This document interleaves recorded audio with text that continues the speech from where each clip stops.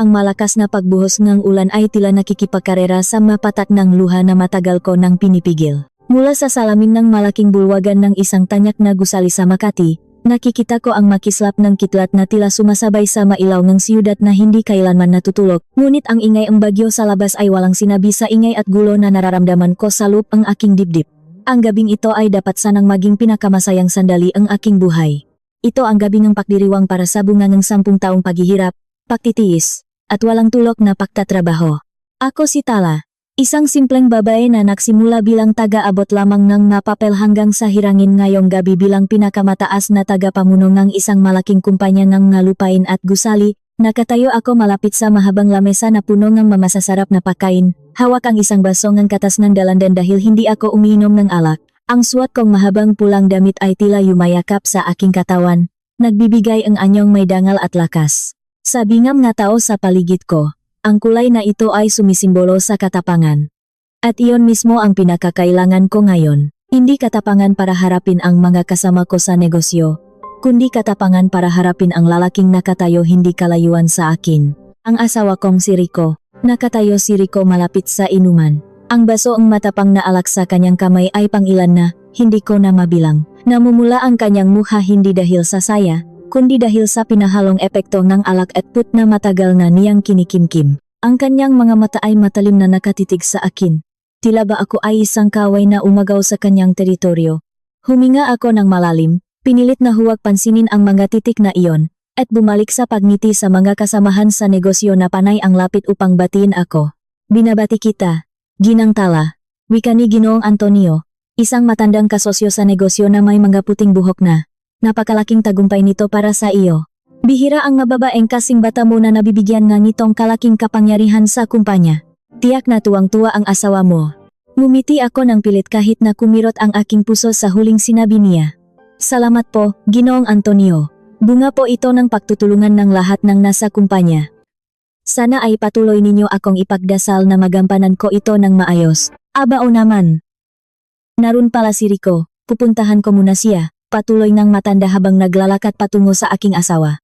Bumilis ang tibok ng puso ko. Gusto ko siyang pigilan ngunit tila nanigas ang aking mapaa. Nakita ko na lamang mula sa malayo ng tapikin ni Ginoong Antonio ang balikat ni Rico ng may paggalang. Hindi ko marinig ang kanilang pinag-usapan dahil sa malakas na malambing na musika sa bulwagan, ngunit kitang-kita ko ang paninigas ng katawan ni Rico. Ngumiti siya, ngunit ang ngiting iyon ay hindi umabot sa kanyang mamata.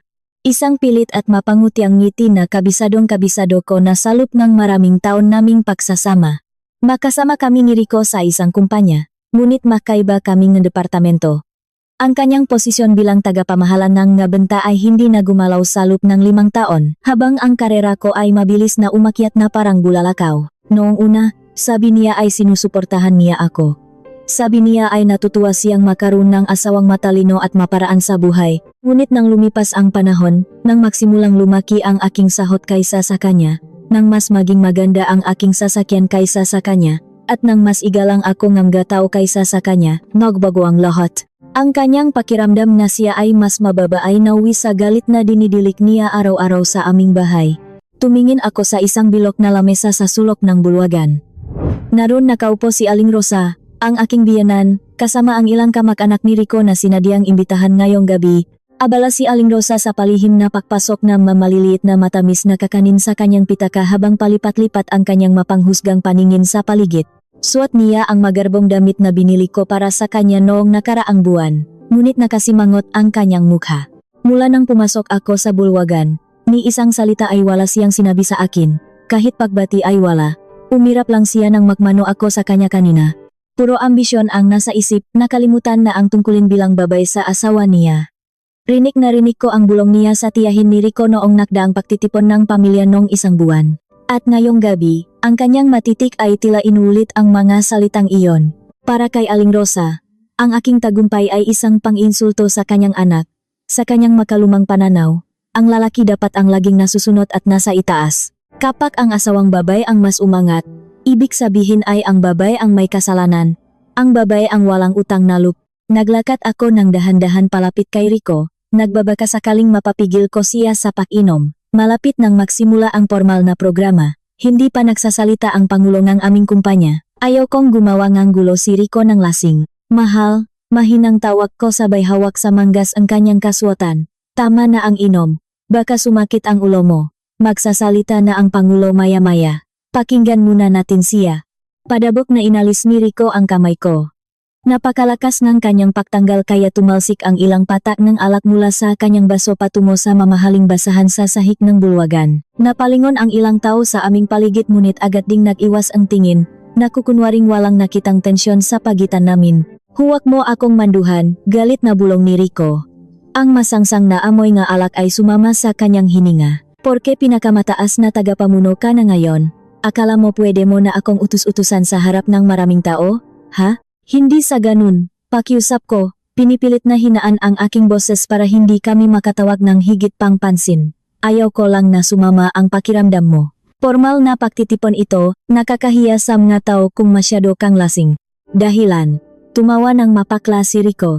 Nakakaawa ang tunog ng tawa niya sa aking pandinig. Nahihiya ka lang na may asawa kang mababa ang posisyon. Natatakot kang pagtawanan ka nga mayayamang kaibigan mo dahil ang asawa mo ay isang hamak na tagapamahala lamang. Hindi ba iyon ang toto? Nakinit ang aking mamata. Napakasakit ngang kanyang maparatang. Buong buhay namin, sinubukan kong pangalagaan ang kanyang dangal. Hindi ko kailanman pinag-usapan ang trabaho sa loob ng aming bahay. Araw-araw ko paring inihahanda ang kanyang almusal, inilalabas ang kanyang isusuot na damit, at ginagawa ang lahat ng tungkulin ng isang asawa ng buong husay kahit papagod na pagod ako sa pagtatrabaho hanggang gabi. Ang sahod ko ang ipinambabayat sa buwan ng hulog ng aming bahay, sa sasakyan niya, at maging sa magastos na pamumuhay ni Aling Rosa na mahilig maglaro ng baraha. Hindi pa ba sapat iyon? Parang awa mo na, huwag tayong mag-away dito, bulong ko. Sa bahay na lang tayo mag-usap pag uwi natin. Sa bahay? Inilapit ni Rico ang kanyang mukha sa akin. Pula at tila may hamok ang kanyang nga mata. Sa bahay ay ikaw din ang nasusunod, hindi ba?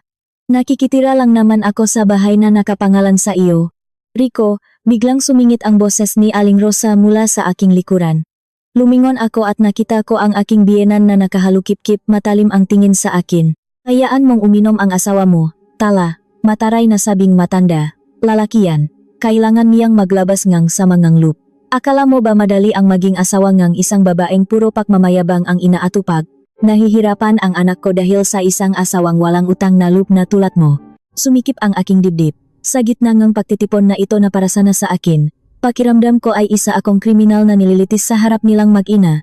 Inay, wala po akong masamang ibig sabihin. Huwag ka ng maraming dahilan. Putol ni Aling Rosa. Binalingan niya si Rico at tiningnan ito ngang may labis na paganga na parang isang hari. Uminom ka lang. Rico, magsaya ka. Para naman ngumpanya ang nakbayat sa lahat ng ito. May karapatan kang tamasahin ang pinahirapan ng asawa mong bihira nang umuwi ng bahay para pagsilbihan ka. Nanahimik na lamang ako at kinagat ang aking ibabang labi upang pigilan ang pagluha. Gustong-gusto ko nang tumakbo palabas at iwanan silang lahat, ngunit hindi maari. Ako ang pinakatampok sa gabing ito. Nakatingin ang lahat sa akin. Kailangan kong ngumiti. Kailangan kong maging matatag kahit nadudurog ang puso ko. Huminga ako ng malalim, inayos ang aking pagtayo, at umatras. Sige, maiwan ko muna kayo. Maikli kong paalam bago naglakad palayo papunta sa entablado dahil nagbibigay ng ang hudyat ang tagapagdaloy ng palatuntunan. Unti-unting namatay ang mga ilaw sa bulwagan. Tanging ang malaking entablado sa gitna ang naiwang maliwanag. Sa labas, mas lalong lumakas ang ulan. Tila nakikidalamhati ang kalangitan sa isang masamang mangyayari. Tumadyo ako sa hilid ng entablado. Maigpit na pinipisil ang aking maga, nang hingginik na kamay. Mayroon akong masamang kutob. Isang pakiramdam na ang gabing ito ay hindi magtatapos sa mga palakpak, kundi sa luha at malalim na sugat. Natahimik ang buong bulwagan na kanina ay puno ang tawanan. Tumigil ang musika at pinalitan ang isang formal na tunog. Nagsalita ang tagapagdaloy gamit ang mikropono. Magino at binibini. Isang natatanging gabi po sa ating lahat. Nandito tayo upang ipagdiwang ang talino, sipag, at walang katulad na pamumuno. Upang hindi napatagalin, salubungin natin ang ating Pangulo, Ginoong Carlos, para sa opisyal na pagtatalaga sa ating bagong pinakamataas na tagapamuno. Umugong ang palakpakan, umakyat sa entablado si Ginoong Carlos. Ngumiti siya sa lahat bago huminto ang kanyang paningin sa akin. Tumango siya bilang pampalakas ng loop. Tumingin ako sa gawin ni Rico. Wala na siya ron mag-isa. Nakapaligid na sa kanya si Aling Rosa at ang dalawa niyang pinsan. Nagbubulungan sila at matalim na nakatingin sa akin na nakatayo malapit sa hagdanan ng entablado. Wala na sa tamang katinuan ang itsura ng asawa ko. Magandang gabi, umalingaw-ngaw ang boses ni Ginoong Carlos. Ang kumpanyang ito ay hindi itinayo sa loob lamang ng isang araw, dugo, pawis, at luha ang puhunan. At ngayong gabi, ipinagdiriwang natin ang isang bagong pinuno na nagpatunay na walang makakahadlang sa isang taong may pangarap. Siya ay matatak at matalino. Salubungin natin si Ginang Tala. Mas lumakas ang palakpakan. Humakbang ako paakyat ng entablado kahit parang nanlalambot ang aking maduhot. Pinilit kong maglakad ng tuwid. Nakakabulag ang kislap ng mailaw. Nakipagkamay ako kay Ginoong Carlos, tinanggap ang isang plek ng pakilala, at humarap sa mamgataw. Ngunit bago pa man ako makapagsalita para magpasalamat, isang malakas na boses ang sumira sa katahimikan. Anong magaling diyan? Napakalakas ang boses na iyon na yumanik sa buong bulwagan. Sabay-sabay na napalingon ang lahat. Tumigil ang paktibok ng puso ko. Boses iyon ni Rico. Naroon siya sa gitna ng mga tao pagwang-gawang na nakatayo. Itinulak niya ang isang tagapagsilbi na may dalang mainumin kaya't nagbagsakan at nabasak ang mga salamin sa sahig. Nakakakilabot ang tunok niyon. Anong magaling? Inulit niya habang papilay-pilay na naglalakad palapit sa entablado. Hindi man lang siya pinigilan ni Aling Rosa. Bakus ay nakangiti pa ang matanda. Lumapit ang magwardiya upang awatin siya. Huwag ninyo akong hahawakan. Asawa niya ako.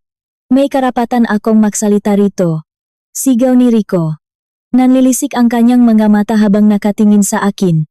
Magwardiya. Ilabas ninyo ang taong ito. Utos ni Ginoong Carlos na halatang galit na galit. Manahimik ka, sigaw ni Rico sa pangulong aming kumpanya. Nagulat ang lahat, walang nakapagsalita. Nakadating si Rico sa paanan entablado. Puring-puri kayo sa babaeng ito, sigaw niya, sabay turo sa akin. Magaling sa trabaho? Ang babaeng ito ay walang kwenta. Dito, siya ang pinuno. Pero sa bahay, isa siyang palpak na asawa. Hindi niya marunong pagsilbihan ang kanyang lalaki. Nagsimulang mamuo ang mga luha ko. Matinding hiya ang gumapang sa aking buong pagkatao. Daan-daang mata ang nakatingin sa akin habang inilalantat ng asawa ko ang aming buhay sa harap ng lahat. Rico, tama na. Umuwi na tayo, nanginginig kong pakiusap. Umuwi? Nahihiya ka? Mapangutyang tawa ni Rico. Sa isang iglap, umakyat siya sa entablado. Ang masangsang na amoy ng alak ay umabot sa akin nang tumayo siya sa aking harapan. Akala mo ang galing-galing mo na, akala mo pwede mo na akong tapakan, madiin niyang sabi. Dahil sa iyo, minamaliit akong lahat, nakmumuha akong walang kwenta dahil sa sahot mong iyan. Hindi totoo iyan. Sagot ko na umiyak na. Biglang umikot ang mundo ko. Isang napakalakas na sampal ang dumapo sa aking kaliwang pisngi.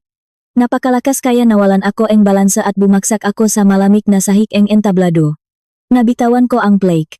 Gumapang ang matinding init sa aking pisngi, kasunod ng hapdi sa gilid ng aking labi na pumutok at nakdugo. Ngunit mas masakit pa sa pisikal na sugat ay ang nakakabinging katahimikan ng buong paligid. Walang gumalaw.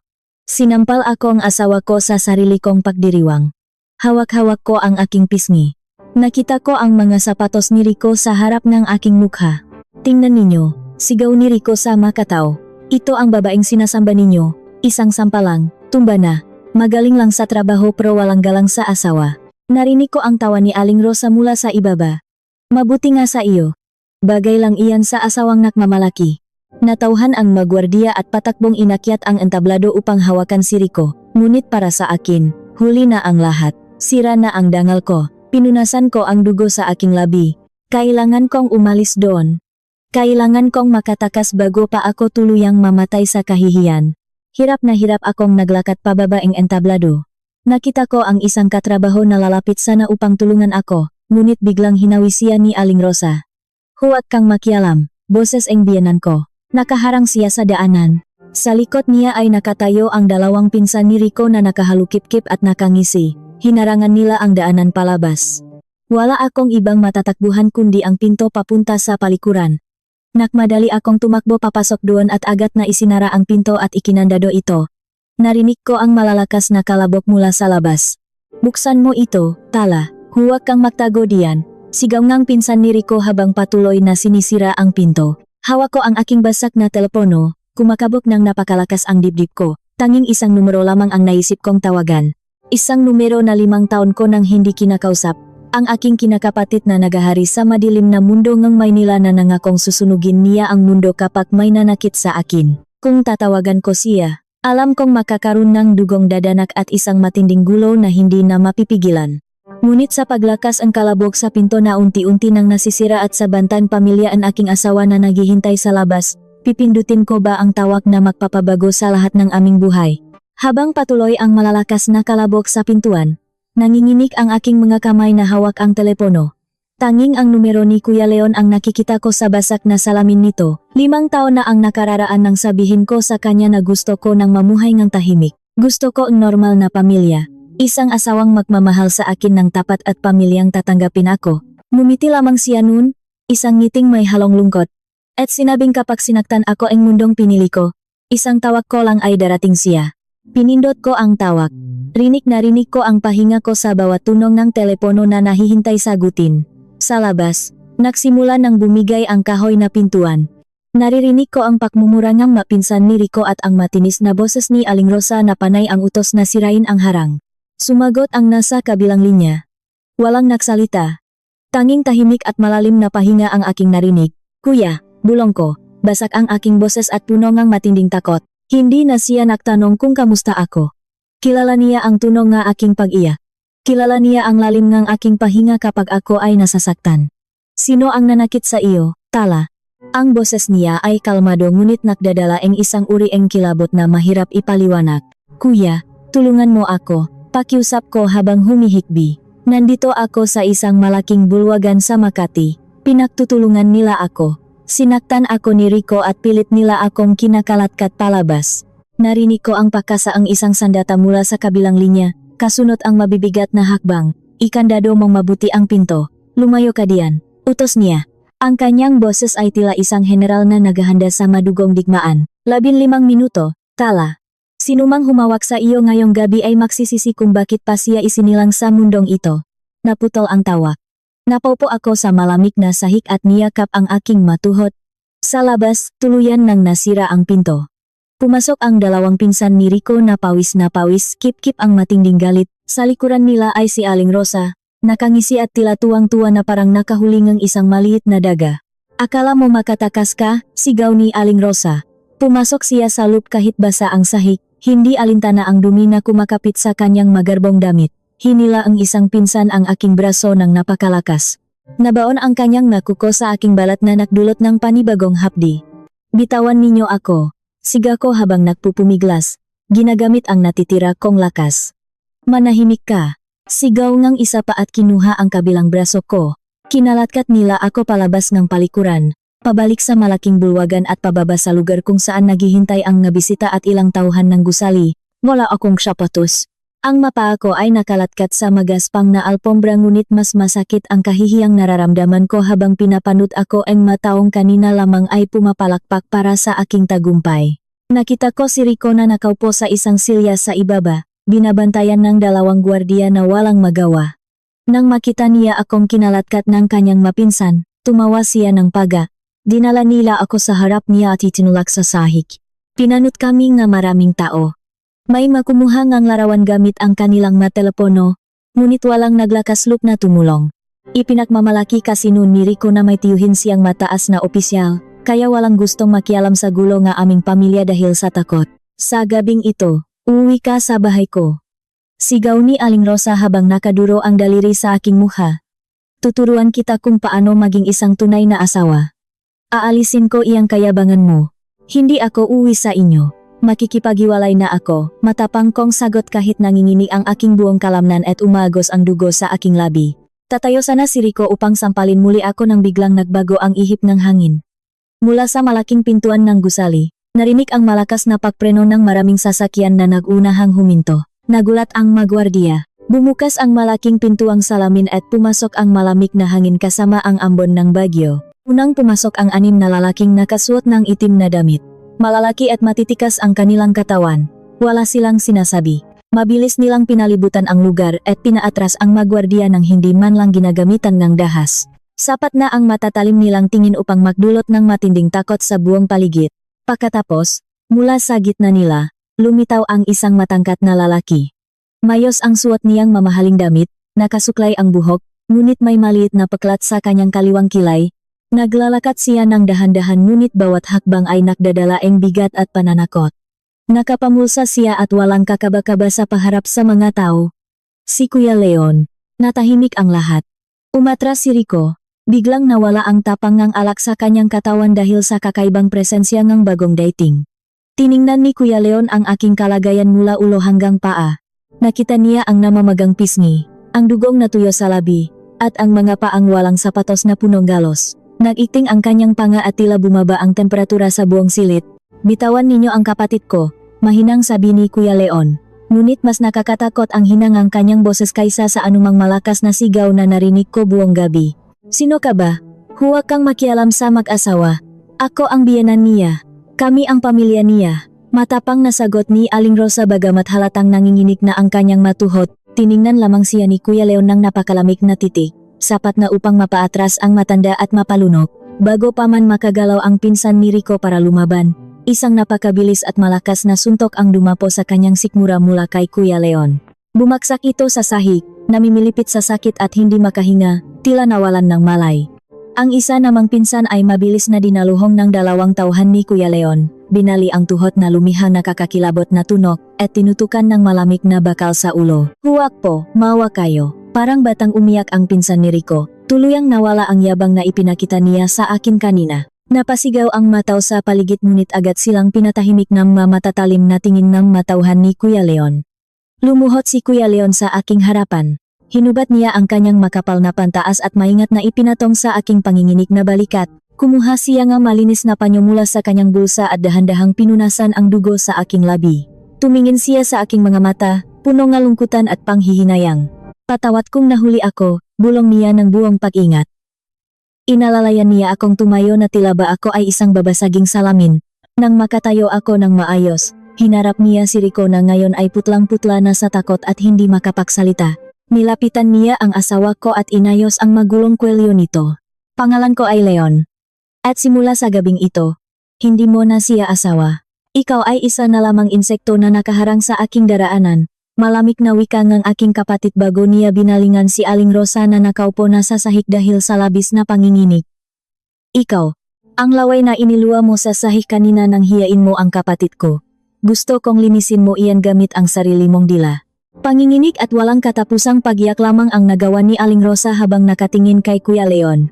Nakita ko ang sukdulang takot sa kanilang mga mata. Ngunit sa halip na maawa, isang malamig na pakiramdam ang unti-unting bumalot sa aking puso. Nagsimula na ang pagbabago sa akin, at hindi na ako ang mahinang asawa na kaya nilang saktan. Susundin ba ni Aling Rosa ang utos na ito, o tuluyan na siyang dudurugin ng takot ngayong gabi? Nanginginig ang buong katawan ni Aling Rosa. Ang matapang at mapanghusgang biyenan na palaging may masasakit na salita para sa akin ay isa na lamang na tila basang sisi ngayon. Tumingin siya sa malamig na sahig kung saan naroon ang kanyang sariling lawe. Pagkatapos ay tumingin sa malamig na dulong bakal na hawak ang isa sa matauhan ni Kuya Leon. Dahan-dahan siyang yumuko, umiyak ng malakas. Handang isupsop ang kanyang muha sa sahig dahil sa matinding takot sa kanyang buhay. Ngunit bago pa man dumampi ang kanyang labi sa sahig, nagsalita ako. Tama na, kuya, mahina ngunit buo kong sinabi. Hawak ko ang makapal na damit na ipinatong niya sa akin. Tiningnan ko si Aling Rosa na nakadapa sa sahig, nakakadiri. Hindi na sila nararapat pang pag-aksayahan ng oras. Gusto ko nang umalis dito. Tiningnan ako ni Kuya Leon at huminga ng malalim. Suminya siya sa kanyang gatauhan na bitawan ang napinsan ni Rico. Tumayo ang aking kapatid at inalalayan ako. Binalingan niya si Rico na hanggang ngayon ay nakatayo pa rin na parang tuot, putlang-putla at hindi makapagsalita. Magpasalamat ka sa kapatid ko at may natitira pa siyang awa para sa buhay ninyo, malamig na wika ni Kuya Leon kay Rico. Ngunit tandaan mo ito. Simula ngayon, ikaw ang aking puntirya. Naglakad kami palabas ng malaking bulwagan. Nahawi ang mga tao, nagbibigay daan sa amin. Ang mga matang kanina ay puno ng awa at paghuhusga sa akin ay napalitan ng takot at pagkamangha. Sumakay kami sa isang malaking itim na sasakyan na nahihintay sa labas. Nang may sara ang pinto, tila naputol ang ugnayan ko sa magulong mundo sa labas. Sa unang pagkakataon ngayong gabi, nakahinga ako ng maluwag. Hindi kami umuwi sa bahay namin ni Rico sa Quezon. Dinala ako ni Kuya Leon sa isang napakataas at mahigpit na binabantayang gusali sa Tagwik. Ito ang kanyang ligtas na kanlungan. Pagdating namin sa pinakamataas na palapak, may naghihintay na palang isang matandang babaeng manggagamot at 2 tagapag-alaga. Ginamot nila ang pumutok kong labi at nilagyan ang malamig na tapal ang aking pisning na mamagang parang talong. Matapos nila akong gamutin at iwan sa isang malawak na silid, pumasok si Kuya Leon. May hawak siyang isang makapal na itim na lalagyan ng mga papeles. Umupo siya sa silya sa tapat ng aking kama. Ang kanyang mukha ay seryoso, malayo sa galit na ipinakita niya kanina. Uminom ka muna. Alok niya sa mainit na tsa sa ibabaw maliit na lamesa. Sumimsim ako ngang kaunti. Salamat, kuya. Kung wala ka kanina, hindi ko alam kung anong mangyayari sa akin. Huwag kang magpasalamat, sagot niya na may halong pagsisisi. Kasalanan ko kung bakit hinayaan kitang pakasalan ang lalaking iyon. Ngunit ngayon, kailangan nating harapin ang katotohanan. Kailangan mong makita ito. Tala. Para mawala ang anumang natitira mong pagmamahal sa kanila. Inilapak niya ang itim na lalagyan sa aking kandungan. Buksan mo. Nanginginig ang aking mga kamay nang buksan ko iyon. Ang unang pahina ay ang talaan ng napumasok at lumabas na pera mula sa bangko ni Rico sa loob ng 2 taon. Nanlaki ang aking na mata nang makita ko ang manumero. Pulang-pula ang lahat ng nakasulat. Pulos palabas ang pera at umabot ito sa milyon-milyon. Ano ito, kuya? Bakit ganito kalaki? Pautang ba ito? Nagtataka kong tanong. Sugal sa internet. Maikling sagot ni Kuya Leon. Ang asawa mong si Rico ay hindi lang manginginom, matagal na siyang lulong sa mga sugal sa telepono. Nagsimula sa sarili niyang sahot, tapos inubos niya ang laman ng nahulugan ninyong baraha, at umutang pa sa mga nagpapautang na may malalaking tubo. Umaabot na sa 3 milyon ang utang niya. Pero ang sahot ko, bulong kong hindi makapaniwala. Binigyan ko siyang karapatan na kunin ang pera sa aming pinagsamang ipon. Inubos niya iyon, putol ni Kuya Leon. Ang perang pinahirapan mo para sa kinabukasan ninyo, ang perang pampayos sana ang inyong bahay. Lahat iyon ay isinugal niya at natalo siya. Tumulo muli ang aking mga luha. Mas matalim pa sa sampal ni Rico ang katotohanan ito. Pinahirapan ko ang bawat sentimo, nakakasakit ako sa pagpupuyat sa trabaho, tapos sinusunok lang pala niya sa sugal. Ngunit hindi pa iyan ang pinakamasama, patuloy ng aking kapatid. Inilabas niya ang ilang malilinaw na larawan at mga nakasulat na usapan mula sa telepono. Nakipagsapwatan si Rico sa kumpanyang kalaban ninyo sa negosyo. Ibinenta niya ang mga lihim na plano ng iyong departamento kapalit ng pera para ipang sugal. Parang piniga ang puso ko. Kaya pala natalo kami sa isang malaking proyekto noong nakaraang buwan. Dahil ibinenta ang sarili kong asawa ang aking pinahirapan. At basahin mo ito. Itinuro ni Kuya Leon ang usapan ni Rico at ng isang nangangalang inay. Mensahe ni Rico. Inay, kailangan kong pera. Natalo na naman ako. Baka makahalata na si Talan na naubos ang ipon. Mensahe ni Aling Rosa. Kunin mo sa kanyang taguan kapag tulog siya. O kaya ay gayahin mo ang pirma niya para makuha ang pera sa bangko. Huwag kang matakot. Asawa mo siya. Ang pera niya ay pera mo rin. Masyadong malaki ang sahot ng babaeng iyan, dapat lang tayong makinabang. Mensahe ni Rico. Opo inay. Pak nakuha ko. Ipapadala ko sa inyo ang bahagi ninyo para pambili ng bagong bag. Kumulo ang dugo ko habang binabasa iyon. Mahigpit kong nakuyom ang aking napalat. Alam ni Aling Rosa. Alam niyang nagnanakaw ang anak niya mula sa akin at sinusuportahan pa niya. Tinatanggap niya ang perang galing sa pagnanakaw ang kanyang anak habang pinaparinggan niya akong walang kwentang asawa. Mga demonyo sila, nanggigil kong bulong. Nawala na ang aking luha, napalitan na iyon ng matinding put. Totu, kalmadong sagot ni Kuya Leon. At ang mga demonyo ay hindi pinapatawat. Sila ay pinapalayas at sinusunog. Sapat na ang magatibayang ito para ipakulong si Rico mahigit 10 taon. At ang bahay nga, iyong biyenan, nakasanla iyon sa isang kilalang usurero na kakilala ko dahil ginamit iyon ni Rico na pambayad utang. Isang salita ko lang, bukas na bukas ay palalayasin si Aling Rosa sa bahay na ipinagmamalaki niya. Tumingin ako kay Kuya Leon ng diretso. Ang mahinang tala na umiiyak sa palikuran ay namatay na kanina. Kuya, matapang kong tawag sa kanya. Gusto ko silang maranasan ang lahat ng sakit na naranasan ko. Gusto ko silang mahirap ng lubusan hanggang sa wala ng matirang tutulong sa kanila. Gusto kong ilantat sa buong mundo ang lahat ng ito. Ngumiti si Kuya Leon, isang ngiting nangangako ng matinding paghihiganti. Iyan ang kapatid ko, magpahinga ka na ngayong gabi. Bukas, sisimulan natin ang digmaan, bibigyan natin sila ang isang palabas na hindi nila malilimutan. Kinabukasan, Sumikat ang araw na may dalang kakaibang init sa Maynila. Handa na akong harapin ang mundo at ibunyag ang lahat ng kanilang kasamaan gamit ang telepono ko upang mapanot ng buong bansa. Ngunit bago ko pa man mapindot ang pindutan para magsalita ng tuwiran sa madla, may isang malakas na katok sa pinto ng aking silid. Nang buksan iyon ni Kuya Leon, isang balita ang nagpatayo sa akin sa pagkakaupo. Ano ang impormasyong dalaang tauhan ni Kuya Leon na mas lalong magpapakomplikado sa aking plano? Bumukas ang pinto at pumasok ang isang tauhan ni Kuya Leon na bakas ang matinding pakmamadali sa kanyang muha. May hawak siyang isang maliit na kagamitan at agad na binuksan ang malaking telebisyon na nakasabit sa dingding ng aking silid. Hindi ko inaasahan ang eksenang sasalubong sa aking mga mata, isang takpo na mas masahol pa sa anumang masamang panaginip. Sa halip na ako ang unang magbunyag ng kanilang kasamaan sa madla, naunahan na nila ako. Sa isang sikat na palatuntunan sa tanghali kung saan dumudulog ang mataong naapi at naghahanap ng katarungan, naroon si Aling Rosa at ang asawa kong si Rico. Nakaupo ang aking biyenan, balot na balot ng isang lumang panalita na tila bagaling siya sa pamamalimos, at humahagulgol ng napakalakas na parang isang kaawa-awang ina na inagawan ng lahat ng pag-asa. Sa kanyang tabi ay si Rico. May suot na makapal na suporta sa lik, tila hirap na hirap gumalaw, at nakayuko na parang isang basang sisiw na lubos na nasaktan. Umiyak si Aling Rosa sa harap ng kilalang tagapagbalita. Sinasabi niyang pinalayas ko raw sila sa sarili naming bahay kagabi pa lamang sa gitna ng malakas na ulan. Na ako raw ay matagal nang may lihim na ugnayan sa isang pinuno ng masasamang loop at ginagamit ko raw ang aking katawan upang umangat sa kumpanyang aking pinapasukan. Idinagdag pa ang matanda na ang napasa ko sa muka ay gawa raw ng aking sariling kalaguyo nang magawi kami ng palihim, at si Rico raw ang naging biktima ng pambubugbog ng natauhan ko nang subukan niya akong iligtas mula sa kapahamakan. Parang sasabog ang aking dibdib sa bigat ng mga kasinungalingang naririnig ko. Paano nila nagagawang baliktarin ang katotohanan ng walang kakaba-kaba sa harap ng buong bansa? Ang matandang babaeng lumuluhot at nakmamakaawa sa sahig kagabi, na nanginginig sa takot dahil sa kanyang sariling kasamaan, ay ngayon ay nagpapanggap na isang inosenteng biktima na nilapastangan ng kanyang manugang. Nanginig ang aking mga kamay na nakapatong sa aking hita, hindi dahil sa takot na nadama ko kagabi, kundi dahil sa matinding put na tila kumukulo at nananalaytay sa aking mga ugat. Gusto kong kunin ang aking sariling telepono at magsalita sa harap ng maraming tao gamit ang sarili kong pahina upang pasinungalingan ang lahat ng kanilang sinasabi.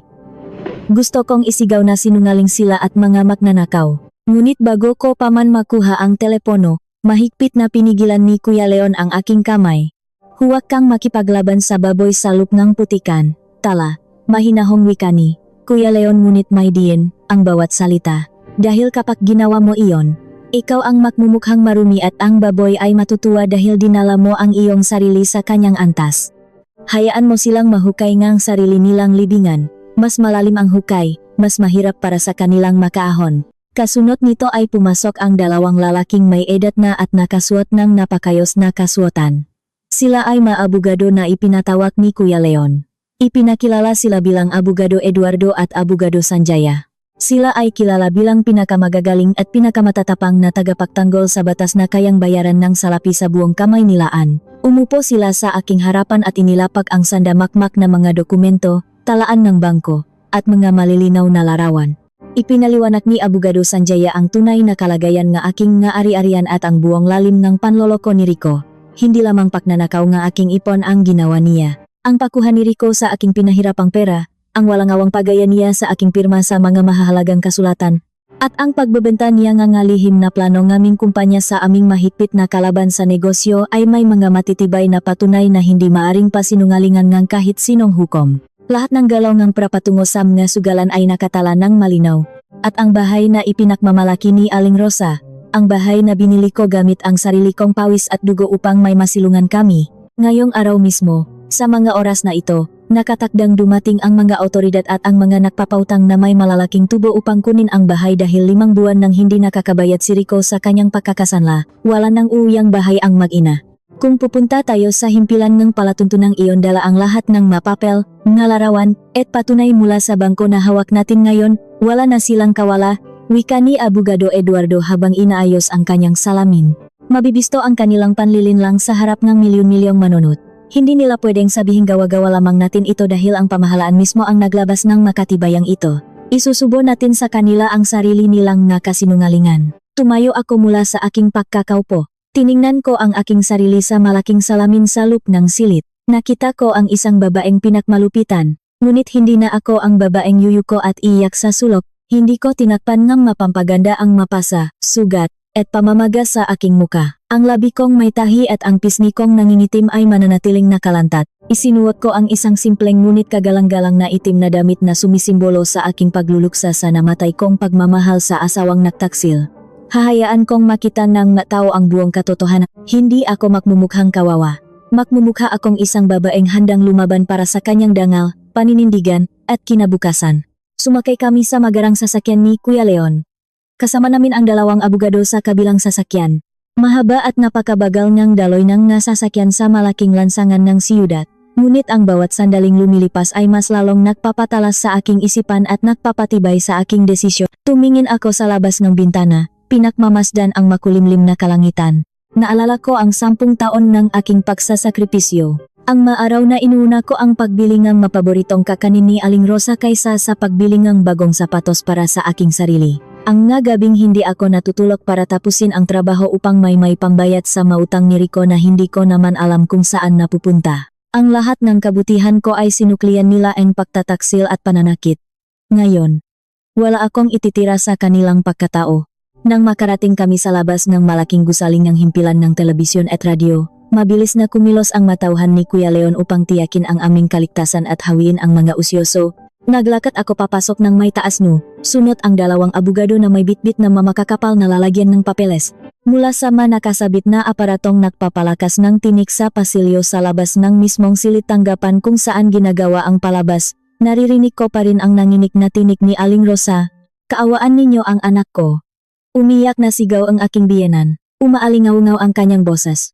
"Pinalayas kami ang masamang babaeng iyan kagabi dahil nagdadalang tao siya sa ibang lalaki. Buntis siya sa kalaguyo niya at gusto niyang solohin ang lahat ng yaman ng kumpanya at ng anak ko para sa batang iyon na anak sa labas. Wala siyang kaluluwa." Natigilan ako sa pahakbang. Buntis? Nagdadalang tao sa ibang lalaki? Gagawa silang ng ganoong klaseng walang hiyang kasinungalingan para lamang makuha ang simpanya ng tao at tuluyan akong sirain? Halang talaga ang kanilang mabituka. Wala na silang itinirang kahit katiting na dignidad sa kanilang nga sarili. Sa halip na umurong, mas lalong nag-apoy ang aking determinasyon. Itinulak ko ng buong lakas ang malaking dobleng pintuan ng silid tanggapan. Sabay-sabay na napalingon ang mga nakatutok na ilaw, mga lentengang tagakuhangang palabas, at lahat ng mga taong nasa loop patungo sa aking direksyon. Tumigil ang pag-ikot ng mundo sa loop ng kwartong iyon. Nang makita ako ni Rico, namutla siya na parang isang bangkay, at ang pagpapanggap niya ngang hirap salig ay tila nakalimutan niya nang mapayos siya ngang upo sa matinding gulat.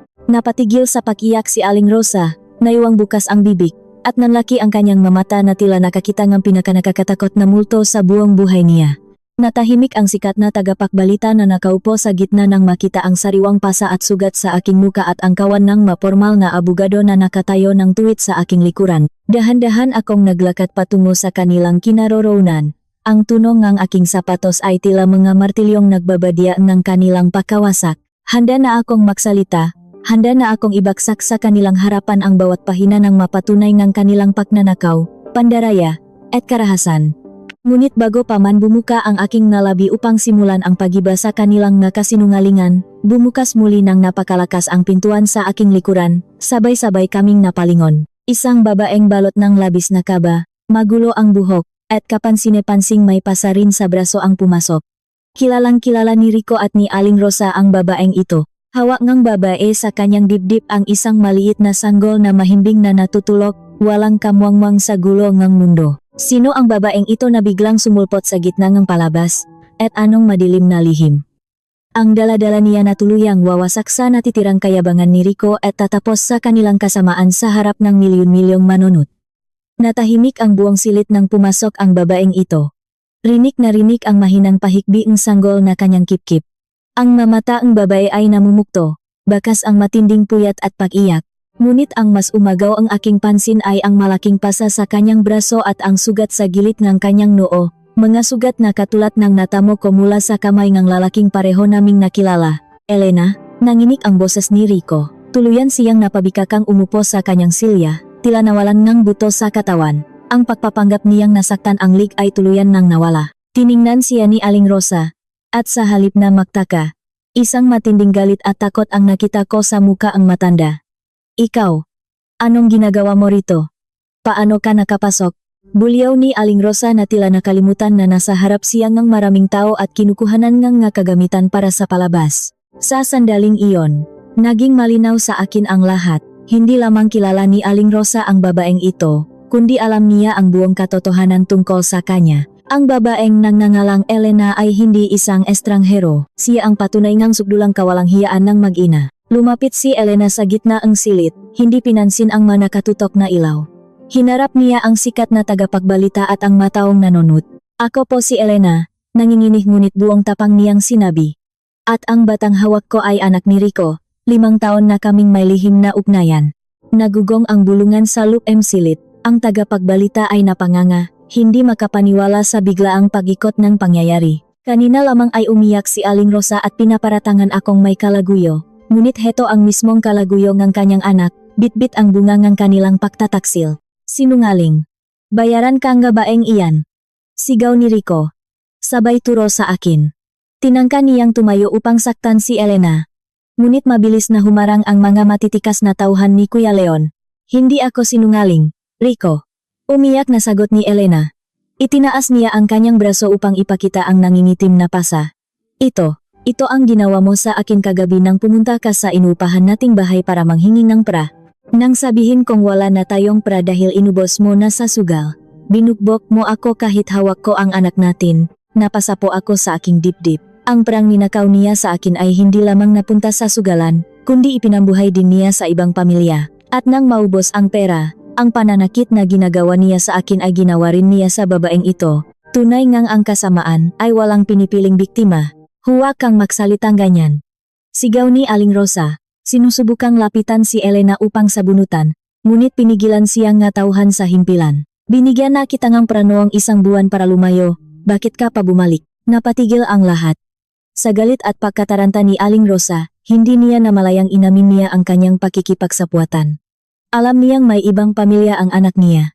Pinagtakpan niya ito. Siya na humuhusga sa akin bilang isang masamang asawa ay siya palang nakukonsinti sa pagtataksil ng sarili niyang dugo at laman. Tiningnan ko si Aling Rosa ng may labis na pandidiri. Wala na akong nararamdamang galit, kundi isang matinding pagkaawa sa napakababa niyang pagkatao. Naglakad ako patungo sa hapag nagtagapagbalita. Ang bawat hagbang ko ay mabigat at punong kapangyarihan. Inilapag ko ang makapal na laladyang mapapeles na bitbit na king mga bugado. Narinig ninyo ang katotohanan mula sa mismong labi nila, malamig kong wika. Humarap ako sa mga taong kumukuha ng palabas. Tinitiyak na bawat salita ko ay aabot sa buong bansa. Ako ang asawang pinagtaksilan, ninakawan, at sinaktan. Ang lalaking iyan at ang kanyang ina ay umubos sa 3 milyong ipon ko para sa sugal. Ibinenta nila ang mga lihim ng aming kumpanya upang magkapera. At ang bahay na iniyakan ng matandang iyan. Tumingin ako ng tuwid sa mga mata ni Aling Rosa na ngayon ay nanlalaki sa takot. Isinanlang ng iyong magaling na anak ang inyong bahay gamit ang pekeng pirma ko. At dahil 5 buwan na siyang hindi nagbabayad, kinukuha na nga nagpapautang ang bahay ninyo sa mga oras na ito. Wala na kayong uyan. Wala na kayong ninakaw na yaman. Wala nang matitira sa inyo kundi ang kahihiyang ginawa ninyo sa inyong mga sarili. Bumagsak sa sahig si Aling Rosa, humahagulgol na parang bata. Kinakamot ang sariling muha sa labis na pagsisisi at pag-asa na baka panaginip lamang ang lahat. Si Rico naman ay tila nawalan ng katinuan.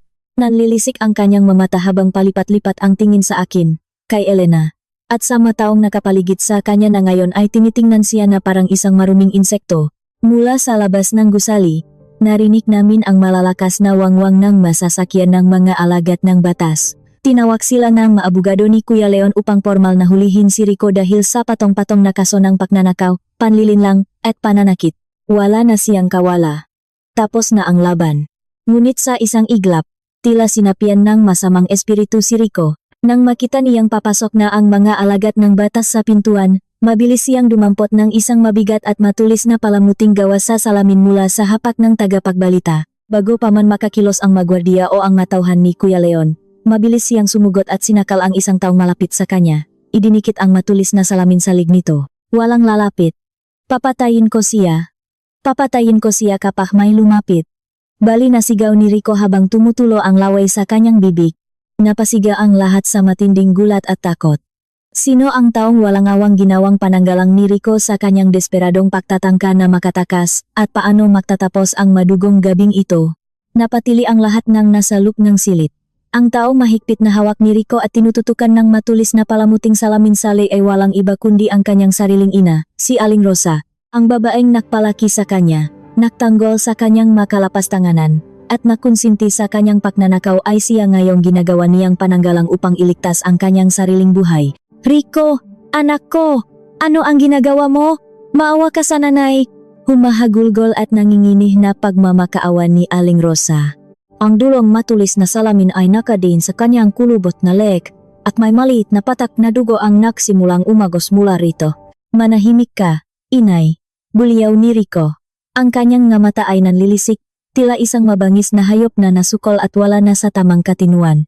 Huwag mo akong pangaralan. Kung hindi mo ako kinonsinti, kung hindi mo ako tinuruang kumuha ng pera sa asawa ko, hindi mangyayari ang lahat ng ito, kasalanan mo rin ito. Parang binuhusan ng malamig na tubig si Aling Rosa. Sa sandaling iyon, nakita ko sa kanyang nga mata ang gulat at matinding pagsisisi. Ang sarili niyang anak, ang itinuring niyang hari na mas magaling pa sa sinuman, ang mismong nagbato sa kanya ngang lahat ng paninisi. Nilihan niya ang isang halimaw, at ngayon ay handa siyang kainin nito. Nanatili akong nakatayo. Tahimik na pinakmamasdan ang kawawang kalagayan ng mag-ina. Wala na akong naramdamang takot.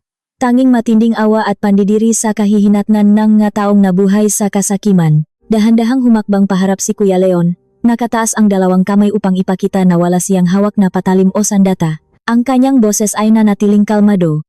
Ngunit bawat salita ay tumatagos sa kaluluwa. Tingnan mo ang paligid mo, Rico. Banayat na wika ang aking kapatid. Wala ka ng matatakbuhan. Nakapaligid na ang naalagat ng batas sa buong gusali. Bukas pa rin ang malente ang himpilang ito.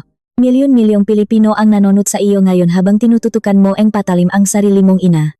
Iyan ba ang gusto mong maalala ang anak mong sanggol kapag lumaki siya? Na ang tatay niya ay isang duwak na nagtago sa likod ng palda ang matanda? Natauhan tila si Rico sa binanggit na anak. Tumingin siya saglit kay Elena na pilit tinatakpan ang mga matang umiyak na sanggol. Sa isang maikling sandali, lumuwag ang hawak ni Rico sa matulis na salamin. Nanginig ang kanyang matuhot. Ang maliit na pagkakataong iyon ay hindi pinalampas ng isa sa matauhan ni Kuya Leon at ng mamatitikas na alagad ng batas. Mabilis pa sa kidlat, isang malakas na pagila ang ginawa sa braso ni Rico. Nabitawan niya ang salamin na nabasak ng tuluyan sa sahig. Dumaksa ang mahumuhuli sa kanya. Idinapa siya sa malamig na semento, at sa pilitang ipiniit ang kanyang makamay sa likuran. Ang tunog ng posas na sumara sa kanyang mapulso ang pinakamagandang musikang narinig ko sa buong buhay ko. Binitawan si Aling Rosa at tuluyan siyang napabagsak sa sahig. Wala na siyang lakas, wala siyang ibang nagawa kundi umiyak ng umiyak. Tinatawag ang pangalan ng anak habang kinakalatkat ito palabas ng nga nakapulisyang tauhan ng pamahalaan. Nagsisisigaw si Rico, sinusumpa ang pangalan ko, nagmamakaawa, at minsan ay nagagalit, hanggang sa tuluyan nang naglaho ang kanyang boses sa labas ang pintuan. Nilapitan ng ilang tagapag-alaga si Elena upang dalhin sa isang ligtas na lugar. Tumingin siya sa akin, humihingi ng tawad sa pamamagitan ng kanyang ngaluha. Tumango lamang ako, pareho kaming biktima ng isang lalaki, ngunit ngayon ay pareho na rin kaming malaya. Lumapit sa akin si Kuya Leon at inilapak ang kanyang malaking kamay sa aking balikat. Ang maabogado ay sinimulang ayusin ang mapapeles na nagpapatunay ang aking tagumpay. Tumingin ako sa tagapagbalita na nakatayo pa rin sa gulat, at sa lahat ng tao sa loob ng silid. Tapos na ang palabas. Mahina kong sabi.